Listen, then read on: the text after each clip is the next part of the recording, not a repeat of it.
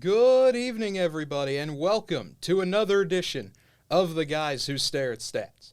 I'm Cade Kennedy, joined here by Andrew Santangelo, and Connor Gray will join us shortly.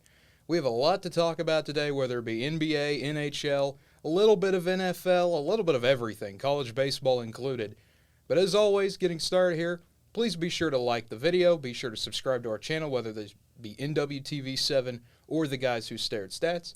Now on to the rest of the show. And as always, Andrew, as we get started, the question of the day, always, how are you doing? I'm doing very well, end of the week here, getting excited. Got a lot of news to talk about. Got a big Game 6 tonight. We'll see what happens. Got some exciting news for my hometown, and a lot to dive into here. I hope everything's well with you.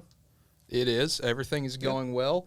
We'll get started on pretty much why things are going well so far. This nice trade right here.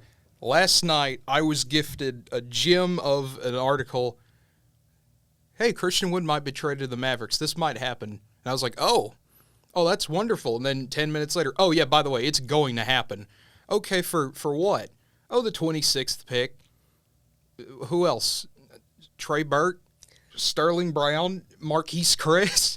I mean, we do lose Boban, which is a sad day for Dallas, but that's more of a fan favorite. It's more of a fan, though. Yeah, that's more of a fan favorite. I'll miss him being on the bench and being taller than literally every person and wanting Boban in the final 2 minutes of every game.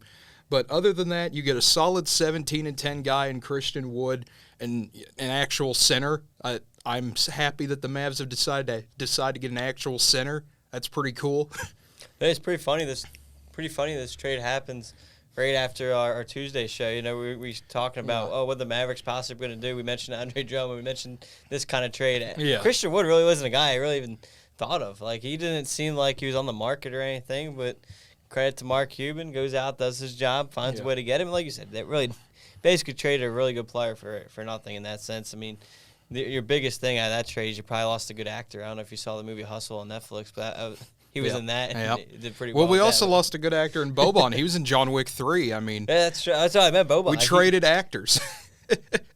But, no, I think this trade overall very good. The only thing that scares me is some of the teams Christian Wood's played on. You've heard his kind of locker room presence isn't the best. That's the only concerning thing here for Dallas is how is he going to get along with guys like Luka, Jalen Brunson, Spencer Dinwiddie. And obviously, I mean, Porzingis was never really mentioned as a bad locker room guy overall, but there's been question marks, and obviously it almost forced his way out of there. So that is my only concern with this trade. But again, even if it doesn't work out, it's not like you traded a top-notch player and lost out on that player in this trade. You lost out on maybe Trey Burke and Boban. That's the exciting thing here for Dallas overall. Yeah, the one thing I'm excited about, I mean, having a guy who can give you a solid 17-10. About the locker room presence, I agree. That is a big scare. But when you look at the teams he's played on, I mean, a Houston team that was deliberately tanking, Detroit, who was just, Detroit. I don't blame him for being mad about. I mean, when you're on a bad team, that's going to cause some negative aspects, I would think. I know it'll be interesting to see because of the kind of culture the Mavs have anyway, this kind of family culture here. And, I mean, I've also heard, Christian Wood's a defensive liability. Well, I mean, look at half the Mavs team was a defensive liability, you would think. Jalen Brunson, people thought he was too small. He's played solid defense. Luka, Euros don't play defense. He's out there trying. I mean, that's something I didn't think I'd ever say, but, something we always joked about, okay, here's our star European that will never play defense ever. And here they are playing good defense sometimes. And I think if you can build this team up with how they went on this Western Conference run, now you have an actual lob threat, a guy that can shoot threes. You have a stretch five. How long has it been since Dallas has had a stretch five? I mean, Porzingis, you could kind of say, I guess, but he's a stretch four. Everybody knows he's the stretchiest of stretch fours. But I'm excited to see how Dallas looks next year and what other moves they make. Now, talking about your team, we talked about Dallas. Fair, we talk about Philadelphia next. Sources saying that James Harden will sign a short-term extension with Philadelphia, so you'll get Embiid and Harden back for next year's run. So, as a Philadelphia fan, how do you feel about this with Harden coming back? Well, I'm excited. I know a lot of people are kind of mixed on Harden. No one knows really is the age getting to him and everything. But my thing is, I'd rather do this short-term deal. You're going to sign him at a 2-3 year deal, a lot less than $48 million, which he'd been guaranteed if he opted into the contract, and I think it's like a 5% raise after that or something crazy like that. So I'm excited if this is true. Obviously, like you mentioned, it's still in the works. Hopefully, it does fall into the Sixers' favor. And he mentioned it at the end of the year press conferences last year. Is he's willing to do what it takes to stay here and take a pay cut. But everyone, obviously, you've heard guys do that before. So it's like, oh, how much is that true? How much is he just saying that for the media on that given day or whatever? But yeah. I mean, you're one step closer, at least from the media here, in the terms of that becoming true. And it'll give you options elsewhere to figure out what you want to do. And luckily, this team still has Maxey on the his rookie deal. You have Thibault one more year on his rookie deal. So it's going to be big in that sense. It'll still give you a viable option to maybe make another move here or there somewhere else to shore up the bench. Because that's the biggest question with the Sixers, the bench. So as long as you can lock up Harden here.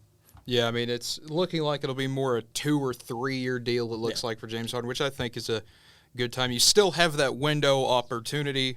The window is still there.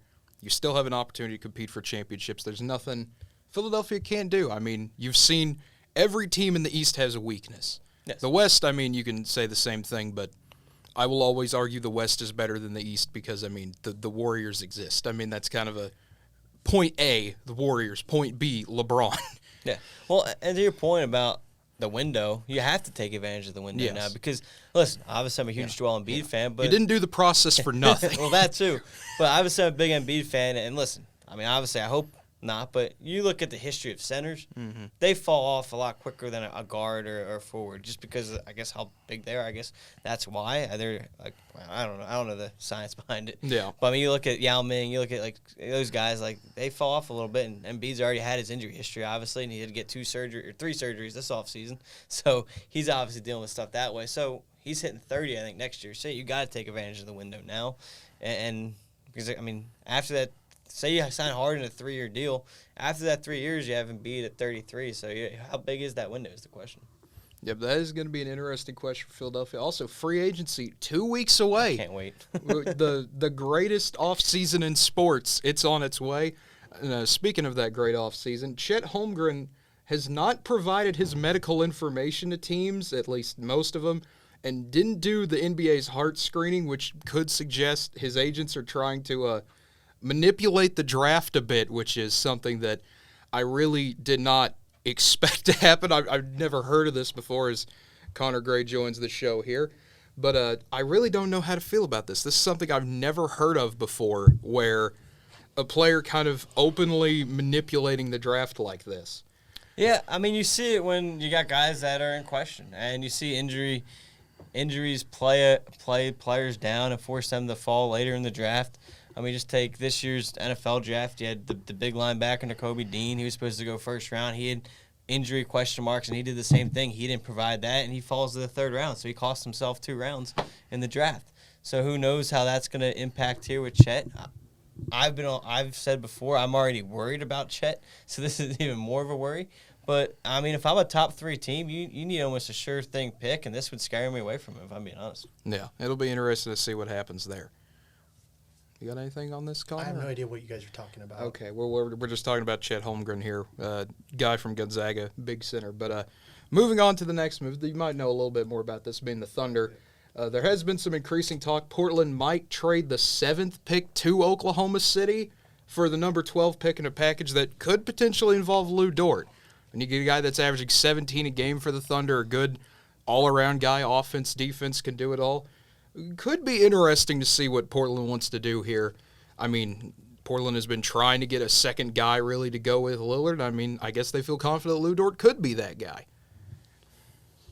I would say this is like if Portland's willing to, if they're pretty much targeting the 7th selection to give it to Oklahoma City. You're Oklahoma City, you probably take it.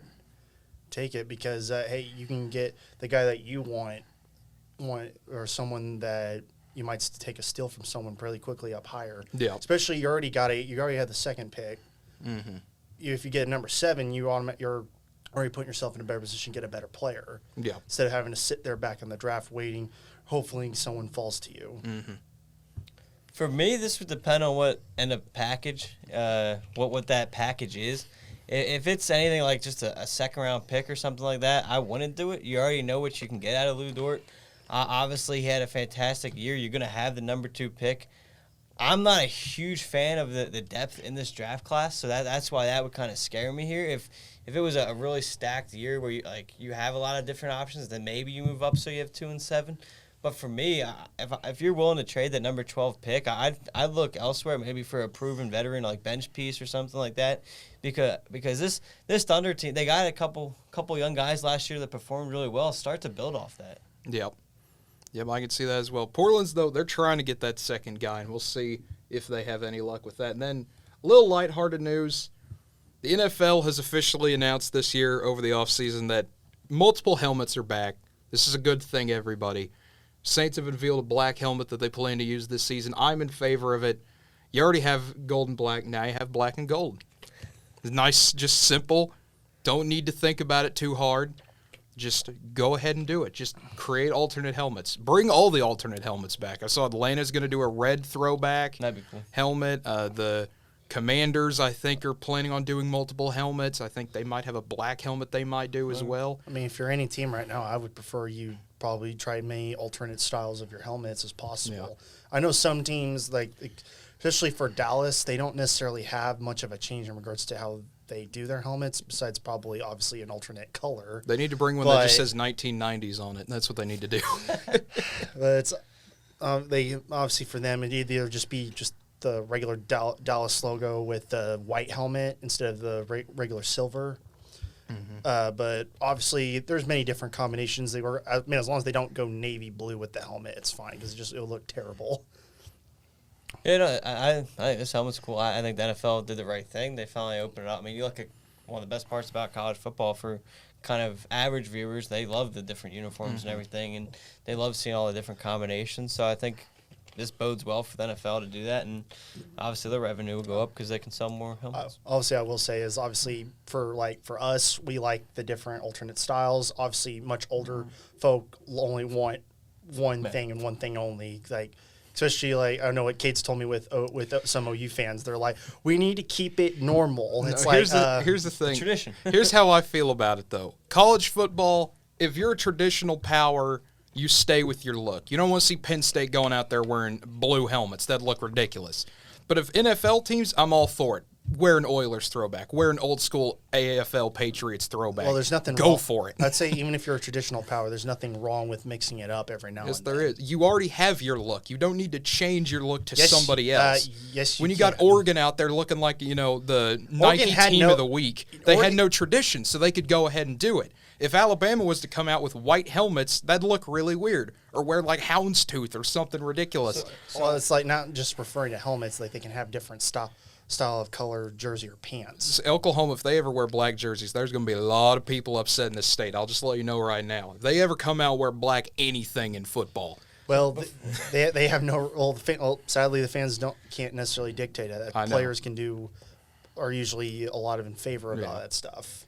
Well, before I make my college football point, let me ask you, why is the NFL different? Like, why is that any different than, say, the Cowboys going away from their classic uniforms? To me, it's different because, well, I'll be honest, I don't care as much. That's the main difference. I'll be completely honest. NFL fan right here. I don't care about the NFL. I've said this many times. I ride or die with Baker Mayfield. That's my NFL allegiance.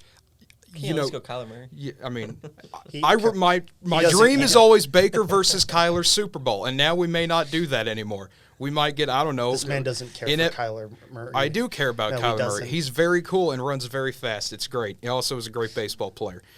And my whole deal with, I care more about it in college football, I think just because it's been around a little bit longer. And, I mean, granted, it's like 30 years, not the biggest difference in the world. We're talking 1800s versus 1920s.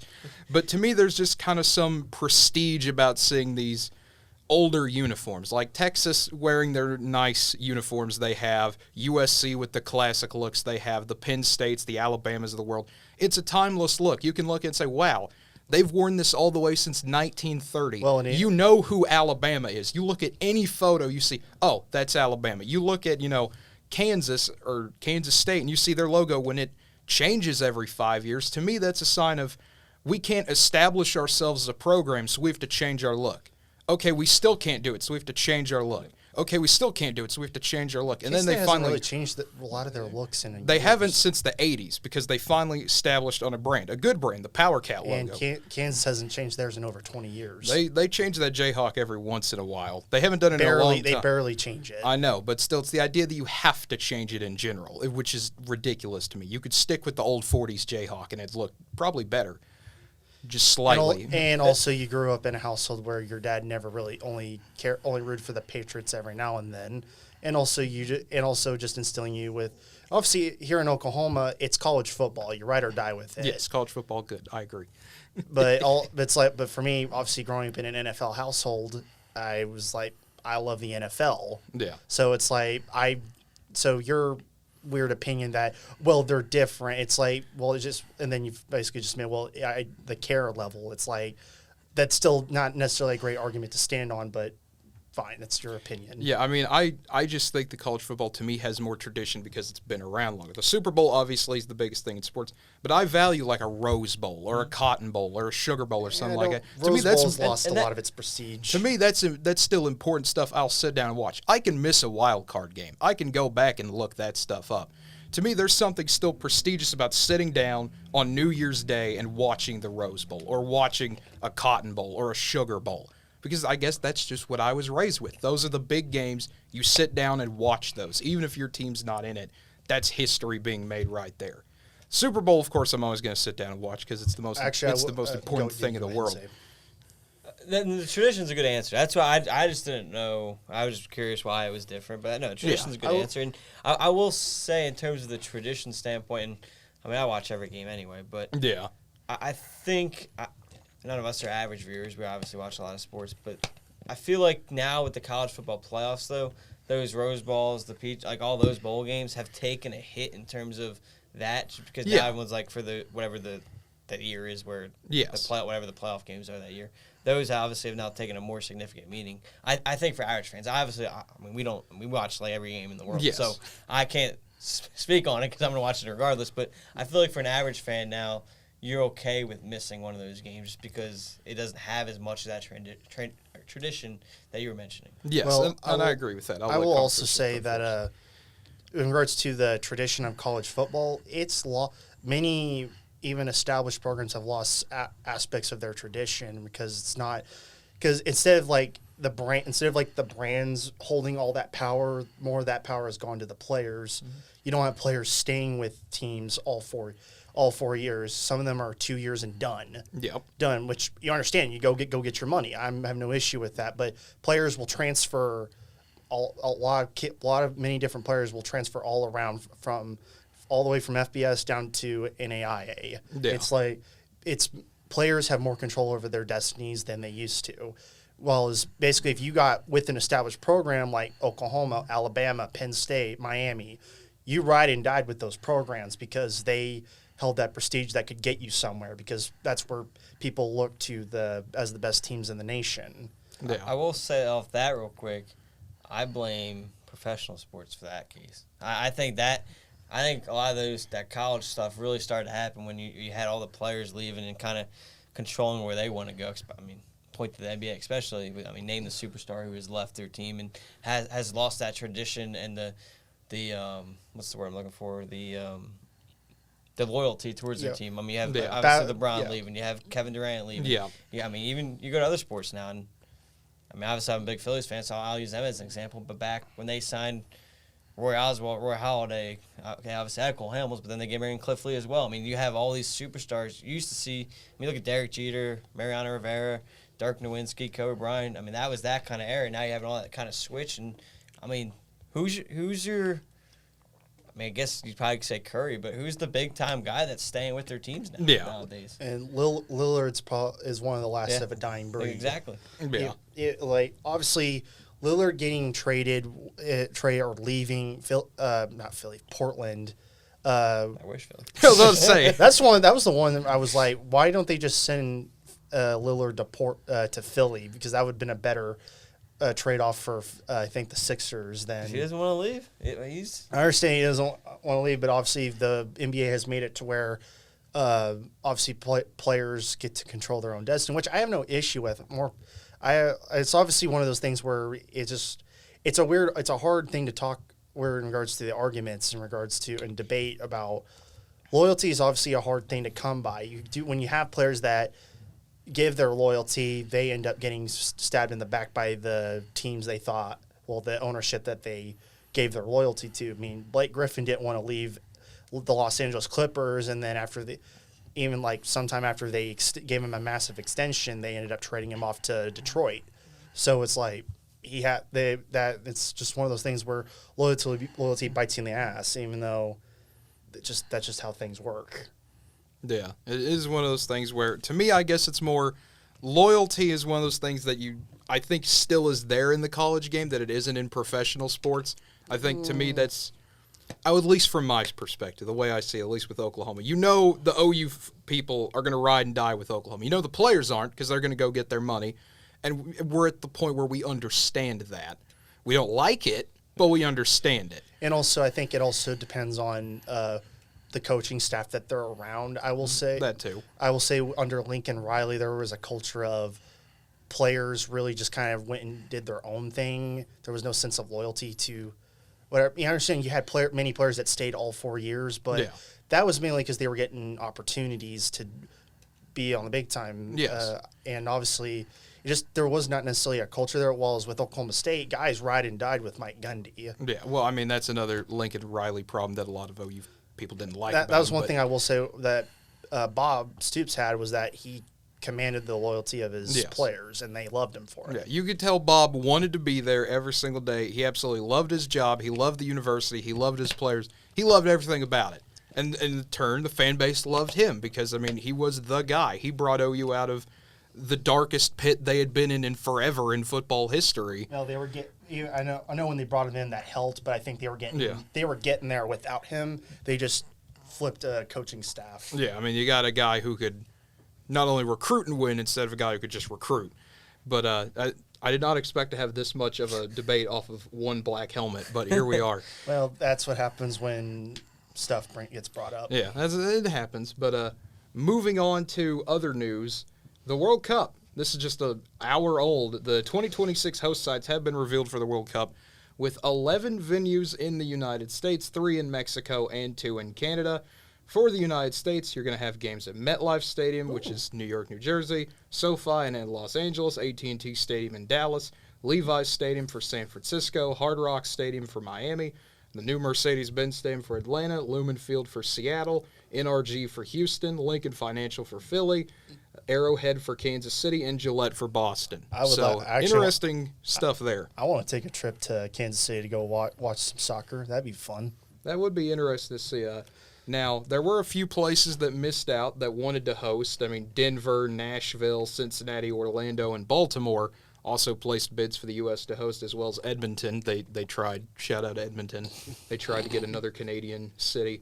But instead, they just went with Toronto and Vancouver. And in Mexico, they went with Guadalajara, Monterrey, and Mexico City.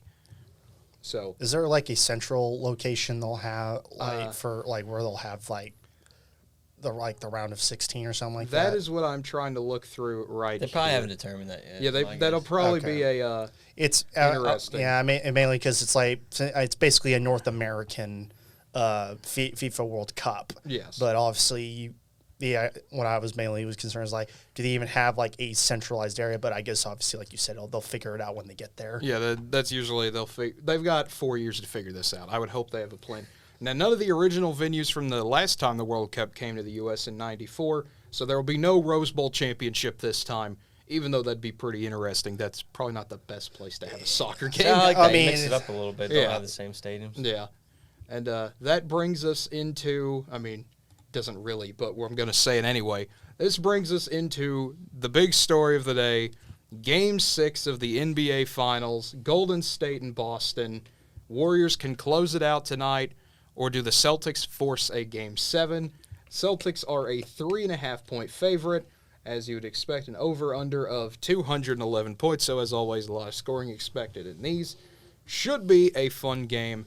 So, I know we talked about this, I think, a little bit on Tuesday's show for maybe a minute or two, wanting to kind of keep it more for today's show.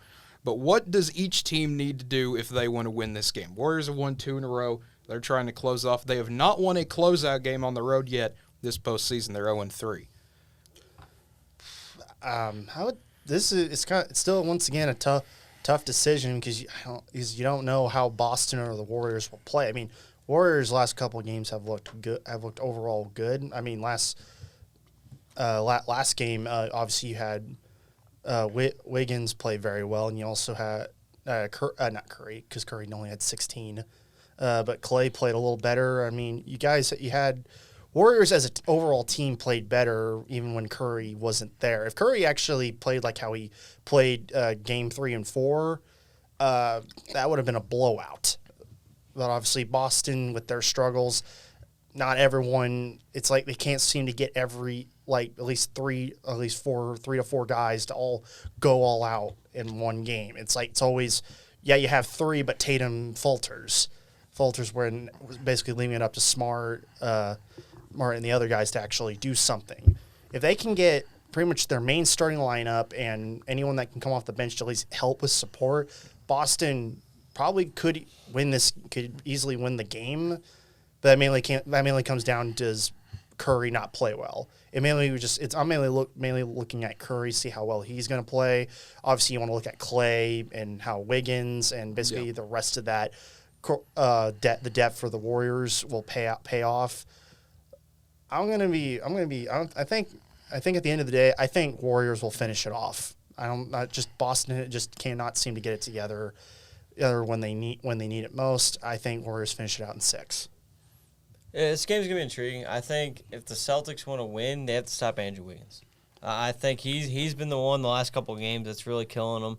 Obviously, Curry's going to be able to do his thing. He's not going to go 0 for 8 or 0 for 9, whatever it was, from 3 again. You know he's going to hit a couple of those at least. You know Klay Thompson's going to get 2 or 3 threes in this game. The question is, you're letting Andrew Wiggins get 20 points. You're letting him get 14, 15 rebounds. They got to find a way to hit the boards and slow Andrew Wiggins down on the offensive and defensive rebounds. So it's going to come into play for Williams.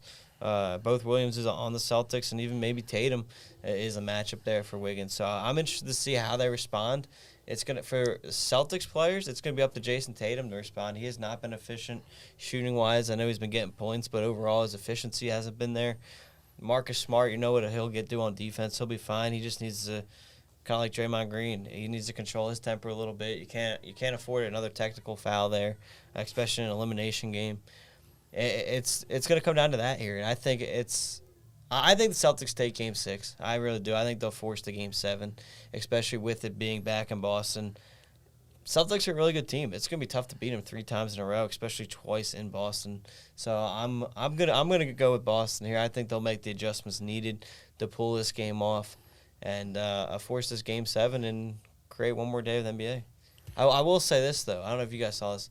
Adam Silver is still in COVID protocols. He's still in COVID. So in the event the Warriors do win, I guess it's the assistant commissioner. Yeah, it'd be Mark Tatum. It'll be kind of – this could be the biggest day of his life so far, handing out that trophy. Yeah, I mean, biggest days in Mark Tatum's life. Second round of NBA drafts, draft lottery, 2022 NBA Finals Game 6. He's on high alert today, boys. This is going to be a good day for him. Knowing him means the Celtics will win and he won't get to do it. And he's a Warriors fan, though, so he can have that moment. Yeah, I'm just going to hope Adam Silver gets better and hope he's back. If they goes to Game 7, hopefully he's back by then. No, I would hope so. I mean, I don't want to. If not, hopefully bring Roger Goodell in so everyone can just boo him instead. Get Tom Brady just like it's like sitting in a corner, just have him like WWE just come out of nowhere and do an RKO. It's Tom Brady! It's Tom Brady! Yeah, I don't know. Just do some crazy events if Adam Silver can't beat her. Dude, if they did something like that, that would be the greatest thing ever. That just out of nowhere, like Curry's just doing like in Finals MVP Steph Curry. It's Roger Goodell.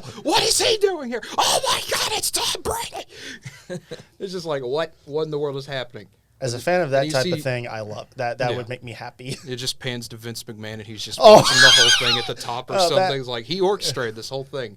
Everything is the WWE. But, I think the main thing for today, if the Warriors are going to win this, it's going to have to come from Steph Curry and Klay Thompson. Andrew Wiggins, I think he's going to do his thing. We've seen this. The man's going to get 17 points. He's a walking 17 points. Nothing more, nothing less.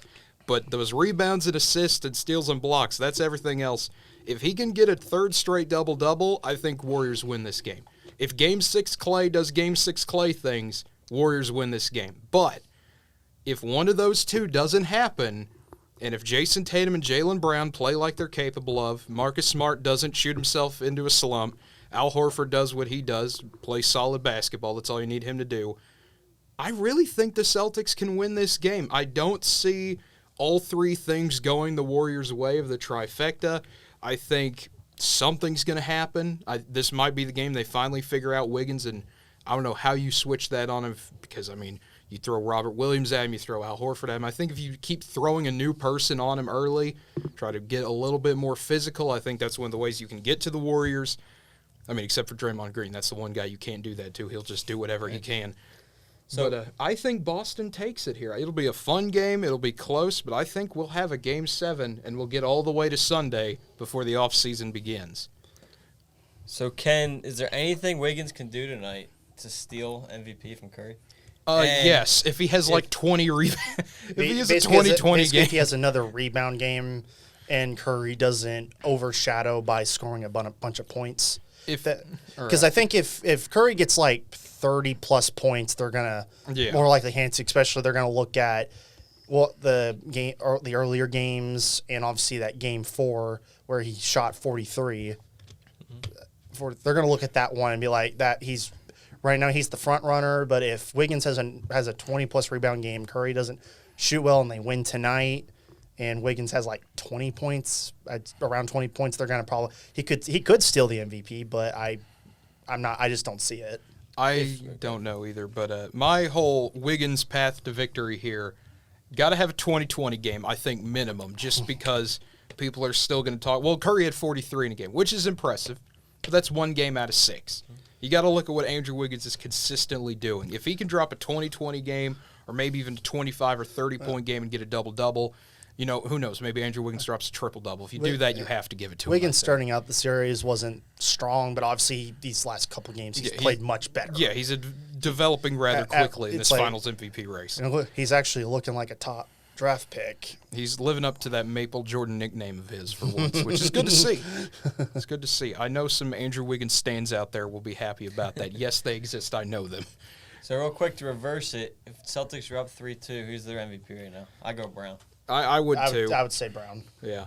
I mean, unless you wanted to be silly and do an Iguodala thing, but it's Marcus Smart because defense wins championships. I'm sure someone would say that. I mean, if I would, I would say Tatum's too. I don't think he's done that bad. I just don't think he's done as well as Brown. It's Tatum. Like those first couple of games would be a stain on trying to win MVP. Obviously, he played better these last. I'd say the last 3 games. Like he's gotten better overall. I know last game was his best one, where the rest of everyone else just faltered. But it's gonna be a hard one. It's like Brown. Most of those games played well. Smart had a couple where he played well, but it would be Brown in my opinion. Yeah, but that will do it for NBA coverage for now. Maybe we'll get to talk about another game. Maybe we'll get to recap 2 games. Maybe not. We'll see. We'll find out next Tuesday. What I can tell you is that Tampa and Colorado was a wonderful game. That was a great game. This was everything I thought it would be. I have never gotten I should have went to Vegas. It was 4-3. I literally said 4-3. It's close. I'm never going to get that correct on anything ever again. So I'm retiring. No, but I took the over on that one. So yeah. Well, I mean the over under was 6, so it was 7. So we all win except Andrew, sadly. But he'll get one back. I have my Arkansas pick. There you go. There you go. You have that going for you. So Colorado getting a 4-3 overtime win. This went about how we thought it would. Colorado starting off just punch after punch after punch. Doesn't matter if it's Landeskog, Nichushkin, Lehkonen. It really didn't matter. Colorado just able to dogpile on Tampa early 3-1. It's pretty much was just 2 quick goals, not that far from less than a minute and a half. I'd say around a minute and a half. But it was like you got that first goal, and then a minute and a half later hits the next one. It was like, oh, so it's going to be this kind of game. And then luckily for Tampa, they got a goal, but then they ended up giving up a third one going into the first period. Silly power play. But they finally managed to tie it up. That was where I was worried Colorado's defense would falter a little bit because they were obviously you're relying a lot on your offense. Then obviously both teams played great defense. Goalies did a really good job in the third period, and then not very long into the overtime got the goal. for Colorado. So that was I caught the. It was like that was just a great game to watch. I watched the highlights like 3 different times. It was so good. Yeah, it was a fun game to watch. Watching the crowd in person just lose their mind there that first period. You go on Twitter and you see every Colorado fan. Here we go. This is the death of Tampa Bay. It's happening. What have I said all year? You never count out a defending champion. No. And here comes Tampa. Palat, Sergachev, get everything going, tie the game. I'm going to tell you, it was, as a St. Louis fan who's still salty about how the second round went, seeing the fear in Colorado fans' eyes for just a brief moment of, like, the realization of, oh, this is what happens when you play a back-to-back defending champion. It's like, yes. Welcome to reality, Colorado. Mm-hmm. And then the third period, just beautiful defensive hockey all around. And then Pat Maroon, with a minute 45 left in the game, hits the puck out of the rink, and you get a delay of game. So you get a 2-minute power play, and oh boy, that place went crazy. Ball Arena went nuts, and they got lucky. Tampa Bay played good defense. They locked it down. Vasilevsky played amazing in the net. Go to overtime, and this always happens. Colorado and Tampa are both very good at 2 minutes into an overtime. They end it. And you knew one of them had to do it, and this time it was Burakovsky getting the goal to get the 4-3 win. So, with that being said, moving to Game 2, going to be interesting here. Colorado's still the favorite in this one. Braden Point was back for Tampa Bay, so you got your starting center back. Kadri, we have no idea. Apparently he was warming up today, helping with the team in practice and everything. Still listed here as out technically for Game 2. That could change over time. We'll see how that works. But this is going to be a lot of fun. If Game 1 was fun, I think Game 2 is going to be even better. So if you're Tampa Bay, what do you need to do to even the series? I know you kind of saw some of their game plan last night. What do they have to execute better? I think that as good as the game was for fans to watch, I thought if you were a Tampa Bay fan, a coach, or even a player, you're coming out of that game angry. I thought it was a very sloppy game for them as a whole. You saw turnover after turnover. It hurt them in the beginning. That's why that overtime goal was scored. They turned it over right at the blue line. Yep. Turned into that break. So if I'm Tampa Bay, really it's nothing really with your game plan because I thought their game plan was good. I know Colorado jumped on them early, but overall they still obviously played them well enough to get to overtime. I think you just got to clean up the turnovers. That's really – both teams really, I mean – your game plan went in really well. Obviously, Colorado's definitely worked getting out there. But for me, Tampa Bay, I'd ride out the same game plan. It was obviously a really good game overall. You just got to clean up the turnovers, and I think you might win that game. I think with Colorado, it's like I think a good amount of their reliance was getting the goals really early because I think when the game gets stretched out, obviously it's a full-length game, but still it's like 60 minutes. But even through that 60 minutes, Colorado isn't necessarily right in that middle really doing much. I mean, I know that was different when you play Edmonton because they didn't have it was basically like 6-on-5 or whatever because they don't have their goalie really is useless in Edmonton. No offense to him, but he didn't play well. He didn't. But Colorado, obviously for them, they got points early. I mean, if they don't get those goals, they lose to Tampa. That was with Tampa not playing good right out the gate. Now I think for Game 2 you're going to get a Tampa that's going to be ready to go to try to hit them in the mouth right out the gate, and that's something you got to do with, like we said Tuesday, you got to do with Colorado. You got to hit them in the mouth, and that was something St. Louis was able to do, but everyone else struggled with. To be fair, Tampa Bay did have 40 hits, and Colorado had 43, so it was a very hard-hitting game. Yeah, very physical. Yeah, that's what the whole series will be. Yeah, it's like I understand that, but it was mainly do that again. Yes, but actually win the hits in regards to that, and also do not let Colorado score because and obviously like you said, they can't do turnovers. If they keep turning the puck right on their side of the blue line, they're gonna give up goals really quickly. Because man, as great as the Lightning have been overall, when you have like 2-on-1, 3-on-1, it's gonna be hard for your goalie to really do anything. Mm-hmm. It's like he only can do so much. That's where the defense has got to do a better job getting the puck up the ice. Yep. To me, Tampa Bay, like Andrew said, I like their game plan. You got to make this physical. You got to slow Colorado down. After that first period, they did a phenomenal job executing their game plan. except for turning the puck over. That's, obviously number one. To me, the big thing besides turnovers is shots. You only shot 21 times. Colorado got 38 shots. You cannot have that 17-shot differential again because you're going to get shellacked. That is how Colorado operates. And that was really weird because against the Rangers, they were basically out shooting the Rangers by a long, but not by a long shot, but they were getting like plus 30, plus 40 shots on the Rangers. So and the Rangers are a good defensive team. So it's that's where Tampa's got to keep up. I mean, you cannot lose a shot battle with Colorado. Mm-hmm. Well, that's where the turnovers come into play. That's true. That is true. I've never really, hockey doesn't keep track of turnovers, but I mean, so I don't really know how much they had. I know they had too many. 4. Yeah, they had like 4 in the span of a minute when I was watching because they had a chance to really jump on them after that second goal to tie it, and they kept turning it over, and Colorado could have had the lead right back. Yeah. But luckily, Tampa Bay was able to hold them off. So you're able to limit those turnovers. You'll get more shots off and everything. And with how quick Colorado is, I don't think you're really going to win the shot battle that much just because they throw so much on the net with how quick they are. So it's always going to be tough to beat them. But like you guys said, 17's too much, but you take care of those turnovers, you'll limit more shots on them and get more. So I mean, if you're within 10, that's fine. Yeah. Fine. But 7, only almost 20 shots behind, that's way too much.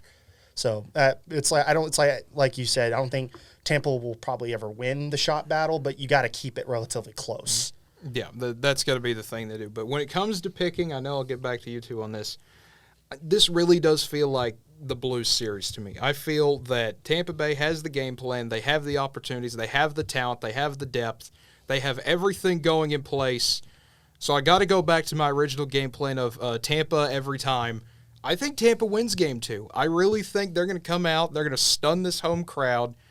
And I think Tampa will get the job done. Something about them with how they played game 1, I think they'll be ready for the first period. I don't think they're going to fall on the ice again. They're not going to fall apart in that first period. They're not going to get down 3-1. They're going to make sure that does not happen. So I got Tampa winning game 2 and tying this series up at 1 apiece. It's like for this one, I think both game plans are fine. It's with Tampa, you got to limit. When you giving the puck right back to Colorado, you got to make sure it's not on your side basically near your side of the blue line. So obviously you got to. That's something I think they'll fix. I think Colorado will still outshoot Tampa, but I think the shot differential will be much closer, probably within 10-ish, maybe 10 to 12. Because that's for me when you're the opposing team of Colorado, that's actually solid because Colorado's in my opinion, has the best offense. Yeah. Just Tampa, I think, has a better defense. Mm-hmm. That's why Tampa's been able to win so many games because they have an all-round, I think, a solid core. But even though I know we've said that, I know me and you, Cade, have said Colorado has looked like the best team in the NHL, despite the fact Tampa has been here before and they, I think, are more solid. Mm-hmm.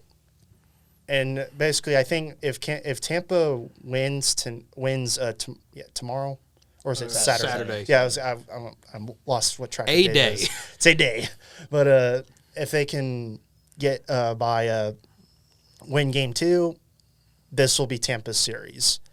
But I'm going to go with Colorado. I'm going to probably die on this hill where I think Colorado will still manage to outscore them. I mean, to be fair, it's a good hill to die on. I mean, because you're dying on the hill of this is Tampa. I'm dying on the hill of pick Tampa every time. It works 66% of the time, every time. I'm going to go with Connie on this one. I'm going to go Colorado. I think they'll clean up a little bit. I think Colorado's quickness causes Tampa to get some of those turnovers, so I think they're still going to force a lot of those turnovers. I think Tampa Bay looked a little bit in that series in terms of they've obviously went back to back now, made it to the Stanley Cup 1-2. They've played a lot more games in this playoffs than Colorado has. Colorado didn't look rested at all. They look well rested and a lot quicker than Tampa just because I think they are feeling a little bit on their legs there from where they were at. So I think Colorado is going to go out there and take this game 2 as well. Just their quickness is too good right now. I will say, kind of also piggyback with that, is that Colorado, like what you said, that they look well rested, and obviously they came out to play. It's like that's what you need, because you always get those teams that get a bunch of rest, and this, whether it be in baseball or in hockey, or it's like mainly baseball is usually a big problem if you rest too much. But in hockey, it's like you rest too much, the series is lost because you're just not out there ready to go. And by the time you get into the series, it's already too late. And Colorado is like, we're not letting that happen. So, and obviously did a great job punching the first win, but obviously they got to keep it up. Yeah, you got 3 more to go if you're Colorado. You got 4 more to go if you're Tampa. Mm-hmm. Moving on to the road to Omaha starts tomorrow. The beginning of actual Omaha ball. Good times for everyone that is here. Starting with at 1 o'clock, Texas A&M versus Oklahoma. 6 o'clock, Texas versus Notre Dame. Those will be some fun games. We're expecting a lot of fun here. And I want to know from you two, I know we talked about this a little bit previewing. Now it's time to actually make picks. I know, Andrew, you said you had brackets for us, but we'll just use this as a living record instead. But sit on my work desk. Yep, sitting on your work desk. Left them on the desk. It's okay. That's happened to everyone. Everyone has those days. You can have a case of the Mondays on a Thursday. Exactly. That's the thing that does happen. But I kind of want to get into this more. We have all 8 teams here. How does each team win the title? What would you say is the best path for each team? How can they win this and why? I mean, do you want to go by game, or you want me to say, like, my favorite? Like, I mean, if you can go it however you want. I'll let you choose. Right. Well, I'll start with my favorite then. Okay. I don't know if I guess it's going to come from a surprise, but I'm going to ride on the Arkansas Hill. There you go. Their talent of their offense and pitching, I think, is the most balanced right now in terms of who's left in the bracket.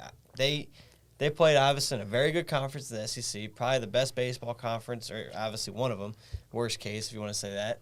And listen, I get they got underseeded big time in here because of the way they finished the season. They dropped 4 of the last 5 series, and they lose the first 2 in the SEC playoffs. But what I saw in the first regional where they were able to out-hit everybody in a very good region, and then follow that up with, okay, our offense isn't going to go put up 20 runs a game again, but we're going to go hold North Carolina, a very good team. So I think it was 3 and 4 runs in that super regional. And what they were able to do there, I think, was very impressive, and I like them. And I think they've already turned the corner and getting away from that slow start. They're a very well-managed team. They're a very energetic team, too. I like the energy I saw when I was there. And I think that bracket 2, I think they'll bode well there. It's the problem there is they got Stanford game 1. That's what might keep them from it. Obviously, Auburn's a ranked team and a very good team, but if I'm them, you got to obviously get past Stanford. That's the big one. Ole Miss and Auburn in that region, that's an interesting game. Ole Miss has already impressed me. I didn't think they'd make it this far, so maybe they continue to impress me, but I think Auburn would take care of them, and you kind of create – I think you'll see a Stanford-Arkansas rematch down the road there in that bracket. But I think up top, going back to the first bracket, I want to ride with Notre Dame on this one too. They're my pick up there, another good team. The problem is bracket 1's got all the really hot teams. Like, they're the ones that are really clicking at the right time and everything. Obviously, everyone is if you make the Final 8. Yeah. But you look at Oklahoma, what they did to get in here, get into winning the Big 12 playoffs and everything. You look at Texas, the way they've rallied, and obviously a top 10 team. Texas A&M is Texas A&M. So the better bracket's bracket 1, and they're going to beat each other up. And that's where it's going to be intriguing, where I wouldn't be surprised if a team that loses on day 1 will find a way to come back and win that bracket, just because it's such a good good bracket up there where anything can happen. I do like Oklahoma's balance, obviously. Texas A&M creates an interesting dynamic as well. But Notre Dame, underseeded again, they're riding that train and really impressed me. So I got Notre Dame and Arkansas. All righty. Yeah, for this one, I think I'm going to start with the bottom one. Obviously, I think my 2 favorite teams out of that is Auburn and Arkansas. And I think the winner of that bracket, I think, will be Arkansas. They're just playing much better at the right time.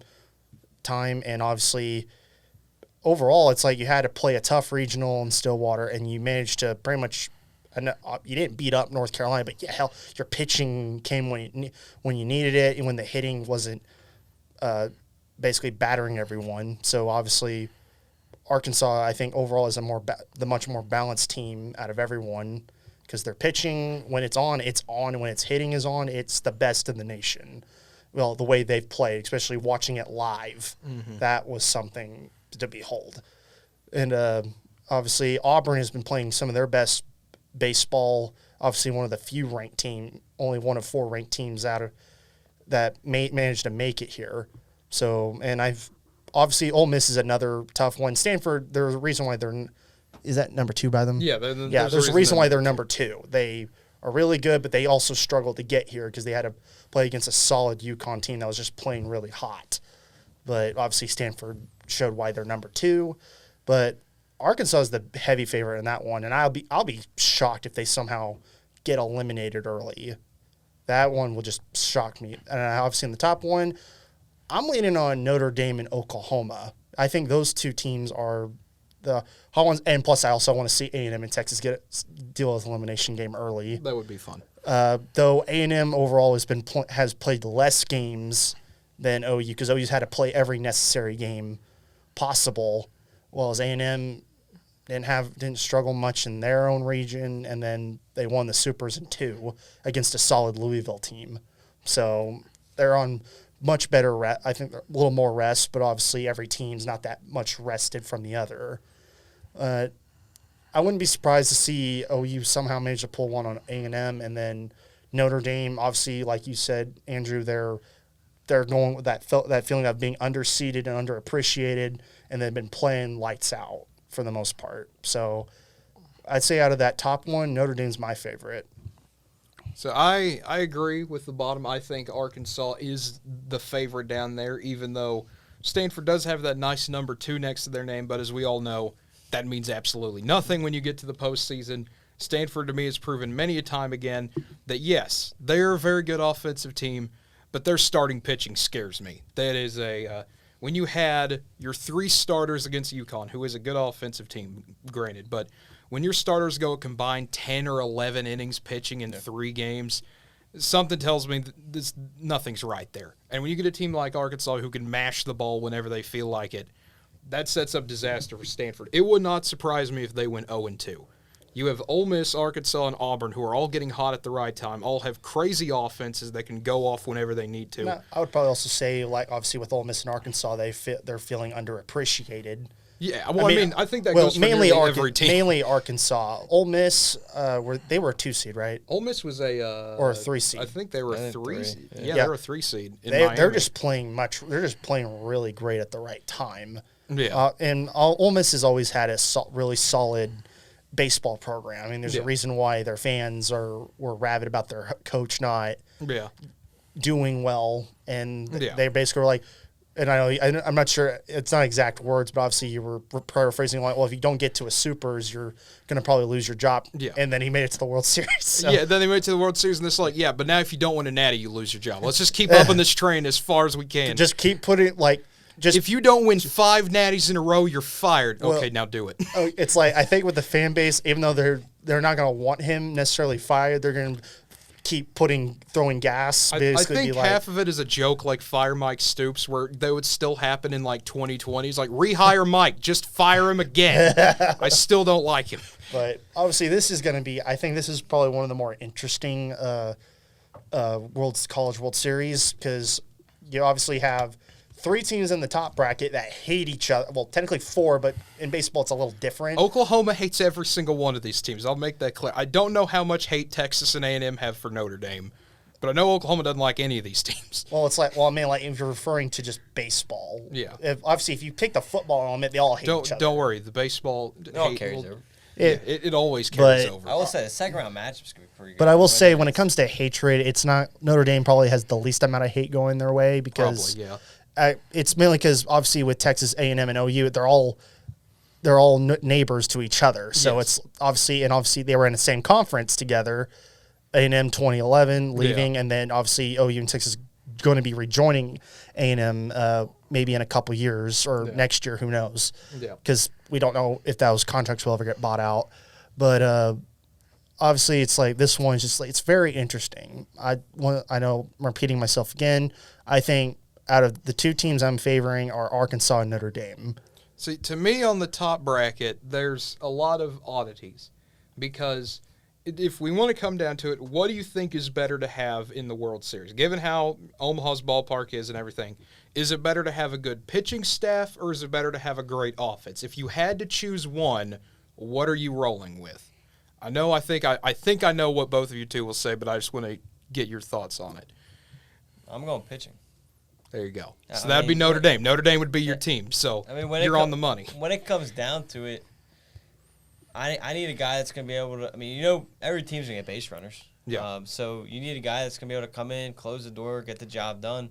You need to be willing to trust your starters. You need to be willing to trust your bullpen. And I know you're talking about the top bracket, but that's why one of the things that treats Arkansas so well is, how many times did their pitcher go 3 great innings, 4th inning, first time he struggles, gives up 2 guys, they're going to someone in the bullpen, and he's coming in, getting out of the jam. And it was incredible the amount of pitching changes I saw in the first 2 regions for Arkansas, and that's what it's going to come down to here. And that's one of the reasons why I like Notre Dame too. Is offenses show up. That's what's fun about baseball. You get the best offense, but on any given day they might put up a 1 run or 2 runs. Yeah. And no, it's a different sport, but look at the teams in baseball and the MLB that build off offense. Look at the Angels. Mike Trout and Ohtani, they went on, a 10-game losing streak? Yeah. And they're 2 of the best hitters in baseball. Arguably, you have 2 MVP players in your offense, and you get locked down on a 10-game losing streak or whatever. Until recent Phillies stretch, you look at the end of May, you got power bats and Kyle Schwarber, Bryce Harper, and Nick Castellano, and your manager got fired. Not even halfway through the season. So that's where it always comes down to me is, can you get out of jams? Do you have a guy that's going to come in and lock the door down? So to me, it's pitching. That's where the Angels have seemed to have always struggled. I'd probably since their last major playoff appearance, their pitching has been really hit and miss. Like, you might have a solid Ohtani, obviously great pitcher and obviously a great hitter, but the rest of the pitching staff is, where is it? It's really not there. You're really missing a lot of key pieces. Their starting pitching isn't overall well, and their bullpen isn't really that great. I think, and also you're missing, I remember they offered a big contract to Rendon, who played for the Nationals on their World Series run. They gave him a lot of money, and he hasn't really amounted to much of anything in Los Angeles as regards to people having eyes on some of those players. You don't hear anything about him. I'm not an Angels fan, so I won't. Well, he just gets overlooked because other guys on his team. He's still playing some pretty good baseball. But in the end, obviously for me, pitching is a major deal. As someone who pitched in high school, pitching is very important, and because it makes or breaks your team. If you can give out solid pitching pretty much throughout the entire game, you at least give your bats a chance to do something. Yeah.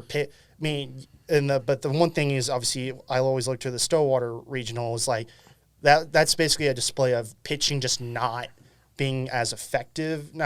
That's not always necessarily saying everyone was terrible. It's just that you ran into problems where pitching just failed you at the worst times, and the hitting just was.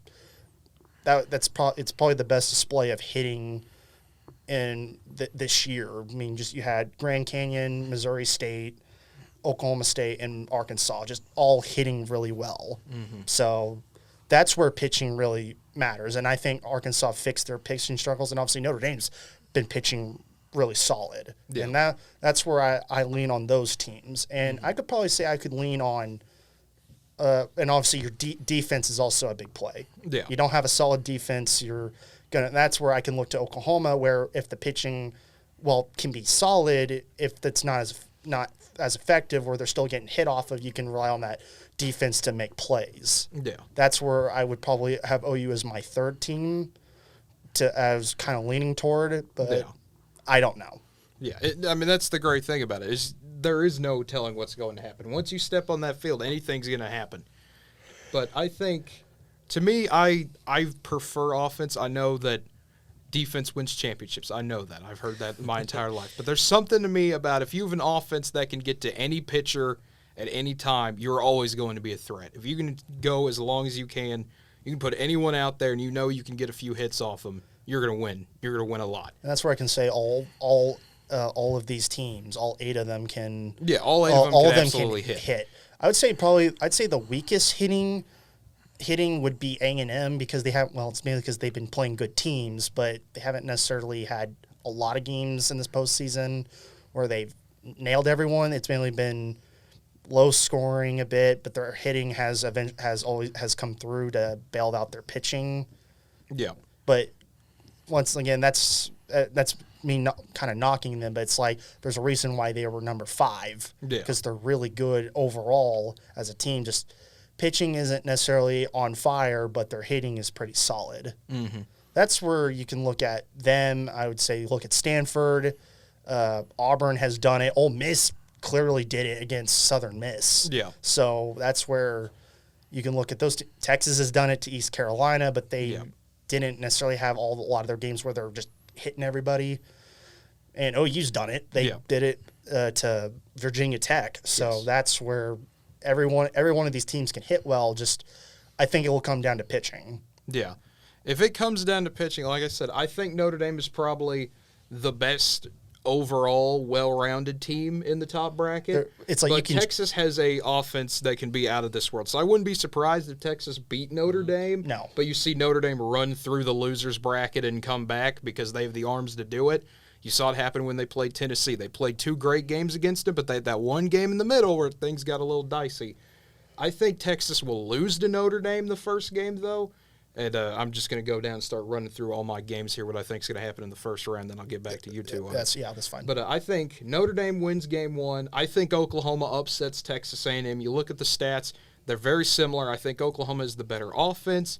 Texas A&M has the better pitching staff, but A&M does not have the best defense in the world. They have only 96% fielding percentage, which is the worst in that upper bracket. So I think if Oklahoma can make A&M make some mistakes, they have enough speed to fly around on the bases to win that game. I think Oklahoma gets that upset there. Looking at the winners bracket number 2, I think Arkansas upsets Stanford, and I have Ole Miss beating Auburn. I think Ole Miss Auburn is that's like 11-10 potential. Those offenses are elite out there. It could also be 2-1 because they both have good pitching staffs. There is no in-between in that game. It'll go one way or the other. But that's what I see happening. I think Arkansas will make it to the finals. It just feels like that run for them after the year they had last year, being the number 1 team, getting knocked out at home by NC State. Now you're back with a team that no one expected to be here. This just feels like a year for them. But this also feels like a year for Ole Miss. It's the same story. No one thought they would be here. Same thing for Auburn. Picked second to last in your division. Texas A&M picked last in your division. No one expected these 4 from the SEC West to be here. They all have that momentum going, and that's what I love about it. The only teams that I think expected to be here the whole year and were told that was Texas, who was preseason number 1, and Stanford, who was top 10. Those are the only 2 that I think expect to be here. I think that kind of hurts them a little bit in terms of, okay, we're here, now what do we do? Just a little bit. Where Stanford, you kind of are just teeter-tottering your way to Omaha. Yeah, we have enough talent to get here. Now you're going to run into teams that are hungrier than you. They've been ready for this the entire year. This is what they've dreamed of. Not to say Stanford hasn't, obviously. Of course, everyone dreams of going to Omaha as a kid. I would say probably out of between Texas and Stanford, Texas is a better team because they had to go run through better competition. Yeah, Texas, I think, ran through better competition. They had a more well-rounded conference. Stanford had Oregon State. That's about it. Which Oregon State's a great measuring stick, obviously. But I think Stanford had less amazing competition in the Pac-12. I mean, that just kind of just show especially on the West Coast where a lot of, I know typically it's California kids, but you have that West Coast is filled with all kinds of talent. The fact that a lot of those other Pac-12 teams haven't been able to really utilize any talent at all kind of just shows Stanford and Oregon State obviously been able to get that talent, but it also shows the other schools just are not recruiting well. Yeah. Well, I mean, I think that goes more from kids going from the West Coast to the Gulf Coast because the SEC has some amazing recruiting they do down there. You look at LSU, you look at the Mississippis, you look at Arkansas, you look at Texas's. That's also if you look at the Big 12 and the ACC, that's where you're stealing a lot of kids because though I would say Oklahoma and Oklahoma State usually get their kids from Oklahoma and Texas because Oklahoma has a great pipeline of great future college baseball players. We do. And it's obviously why I've always considered baseball to be the second best sport in Oklahoma, obviously behind football, because obviously people are going to prioritize football. Though I would say talent-wise, we have more guys who at least make it to a professional level than any of our players in football. Because obviously with OSU and OU, we get most of our players from Texas. We do. It's great.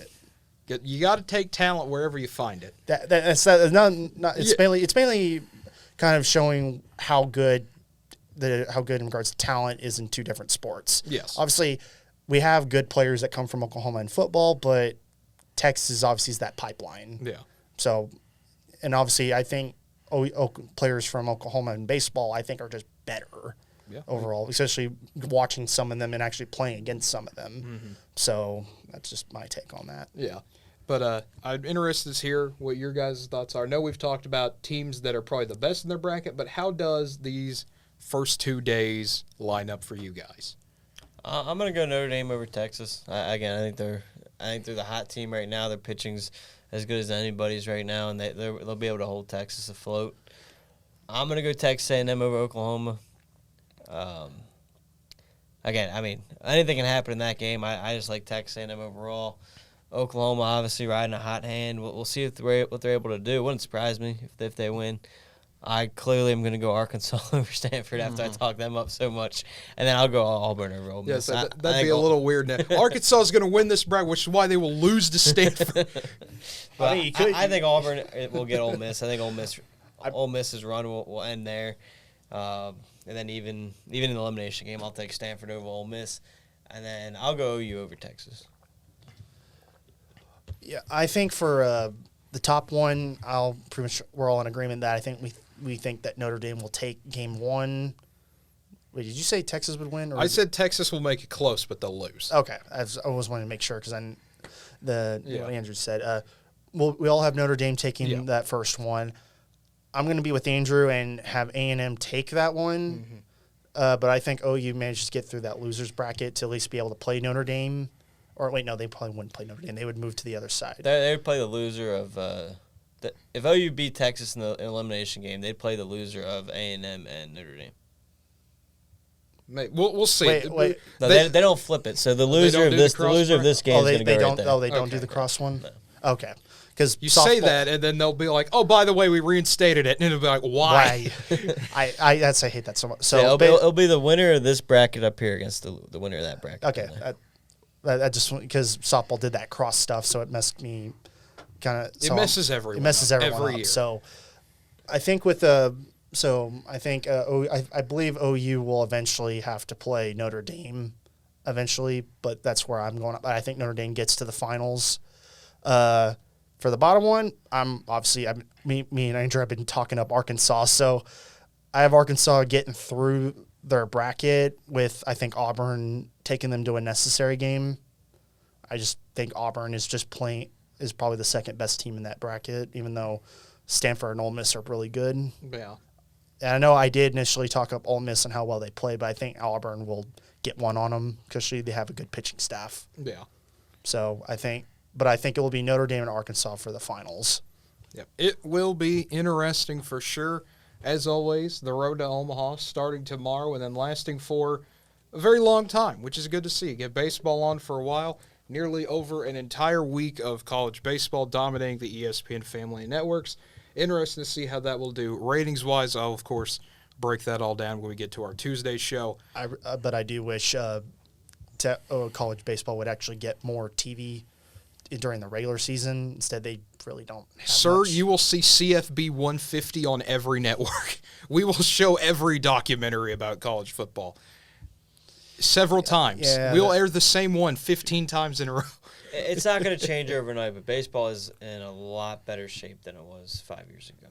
They have a ton of – I get it, they're not on the mainstream yet, but you do get a lot of games on ESPNU. They have a deal with ESPN Plus. A ton of games are shown throughout the year on ESPN Plus. That is true. Again, I agree with you. I hope eventually they get more actual TV time. But I will say it's in a lot better shape than it was when I was in high school, and because I always wish I could watch more games then. I will say that I do think it's taken a turn for the positive. Mm-hmm. It just won't change overnight. So I think 5 years from now, this is gonna be as popular as basketball and football. Obviously not, but I think you will get it on some mainstream channels. and I will say my dad told me growing up that the reason why college baseball does not get the exposure it really needs is because MLB doesn't want to compete with college because they kind of, even though college baseball is usually over halfway done by the time MLB starts up, or actually no, they're already in almost toward the postseason by then. But it's one of those things where it's just like, there's no issue. It's like just during that time, I understand, but you also have an issue with baseball. It runs during college basketball. So obviously I can understand basketball takes a priority because it's a more popular sport, but you got to at least be able to show more around around all the conferences. SEC, that's not going to be an issue because they have the SEC network, and the ACC network also exists. But it'd be nice to see some Pac-12 games and also see Big 12 occasionally.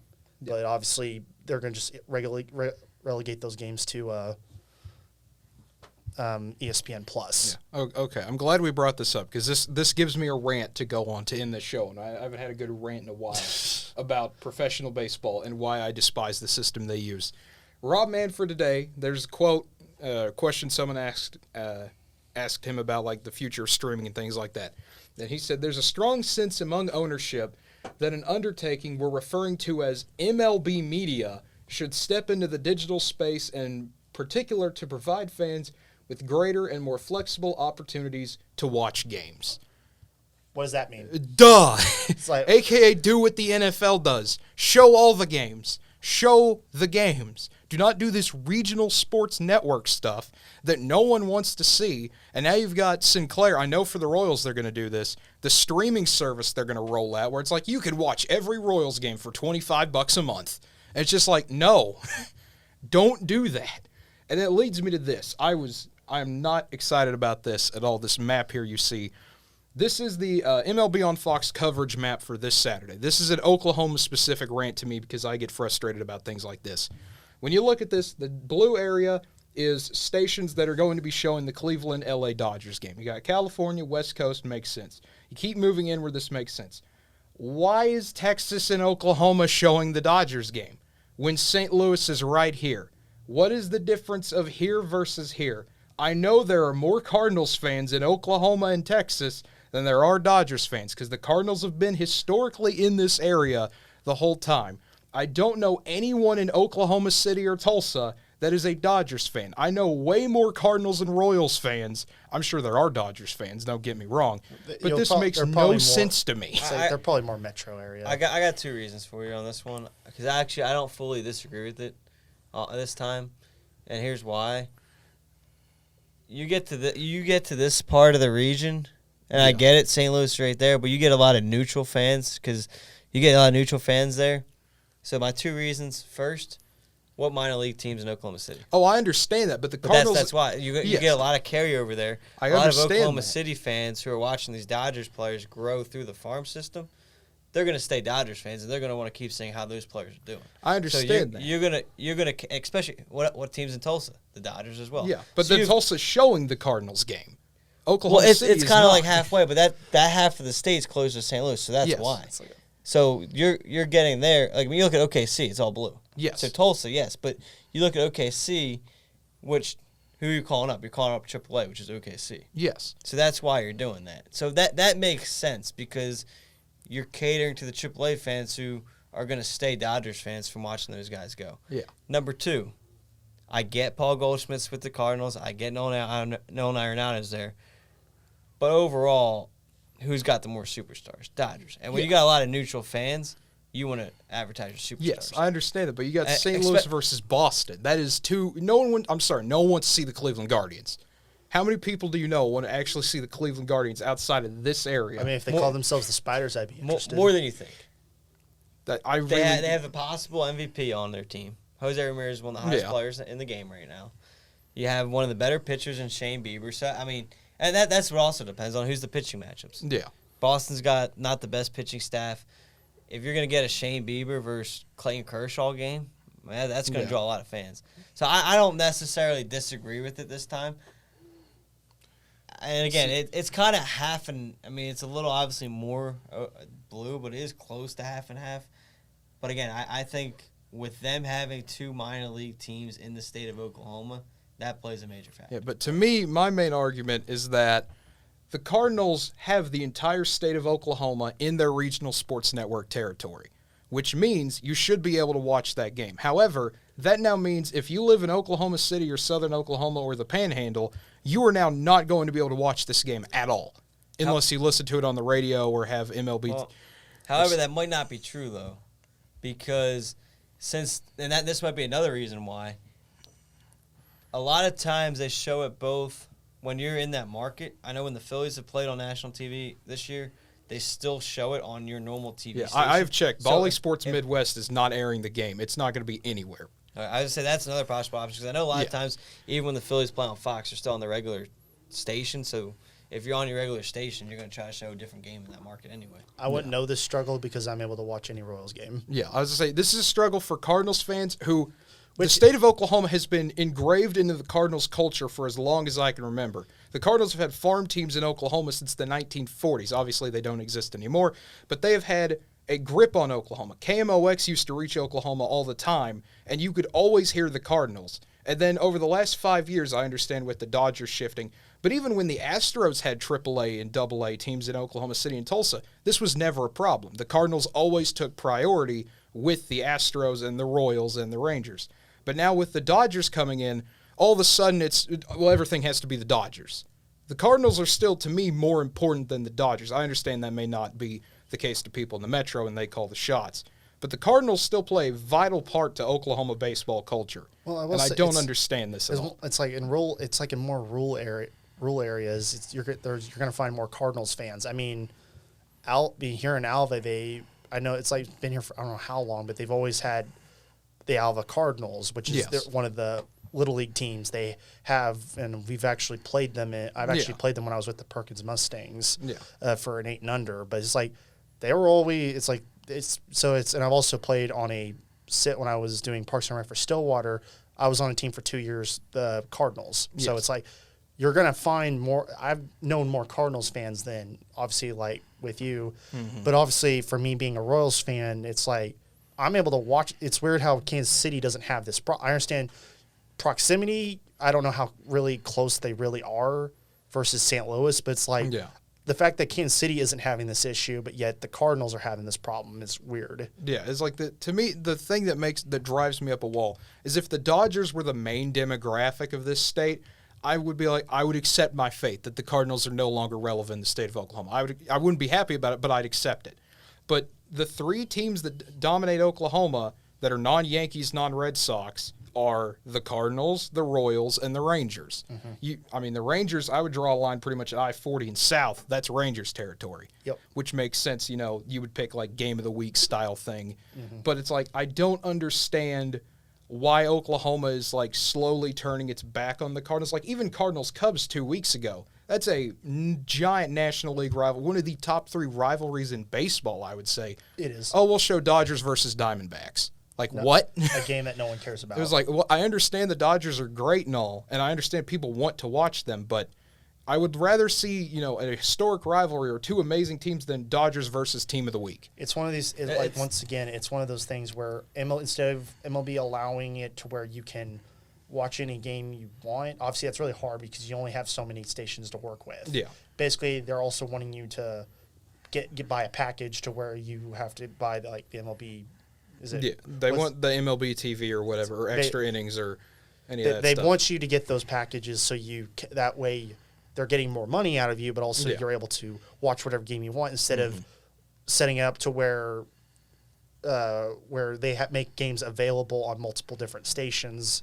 But obviously that's where, for me, you always had the Dish and DirecTV have the extra 6,000 whatever they're called. Yeah. But you have those alternative channels where at least with the packages that I have, I'm able to watch any game I want for the most part, but obviously I'm going to watch Royals all day. But it's like it's available there for me to buy stuff for, but I don't. It's like you obviously want to. You don't necessarily want to do that. You want it to be able to national TV.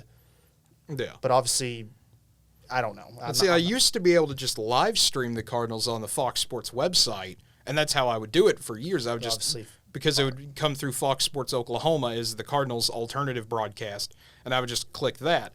But over the past 2 or 3 years, they've taken that away to where it's like, which doesn't make any sense to me because we're still in their regional sports network. Well, and that's where MLB's problem is with the blackout stuff. I mean, in terms of this part, which is happening, it'd be Saturday, it's really no different than the NFL if you're thinking about it. Yeah. Like the NFL, they do the same thing. They're going to cater to what, I mean, look at the Browns. I mean, Oklahoma's gotten Browns versus whoever, no matter how good or bad the team is, because of Baker. Yes. That's what's going to draw the attention. Again, here, and I hate it. It's a huge. It's great.